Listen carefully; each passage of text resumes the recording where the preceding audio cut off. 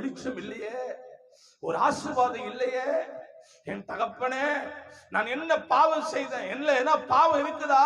என் குடும்பமே உனக்காக ஓடி வருகிறோமே, இரவும் பகலும் குடும்ப ஜெபம் ஜெபிக்கிறோமே, என் ஆண்டவரே, எங்க வாழ்க்கையில இந்த காரியம் ஏன் கர்த்தரேன்னு சொல்லி நீ தேவனை நோக்கி ஜெபிக்கிறியே.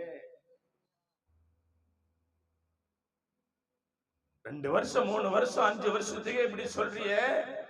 38 வருஷமாய் அனாதையாய் கிடந்த ஒரு மனிதன் வியாதியில பெரஸ்தா குளத்தண்டலே படுத்து கிடந்தான். 38 வருஷம் கிடந்தான்.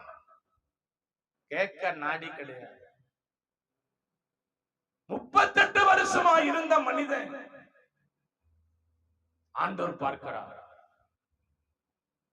உன் பக்கத்து வீட்டுக்காரர் உன்னை பார்க்கிற மாதிரி அவர் பார்க்கிறவர் அல்ல. உன் கணவர் உன்னை பார்க்கிறார் மாதிரி அவர் பார்க்கிறவர் அல்ல. உன் மனைவி உன்னை பார்க்கிற மாதிரி அவர் பார்க்கிறவர் அல்ல.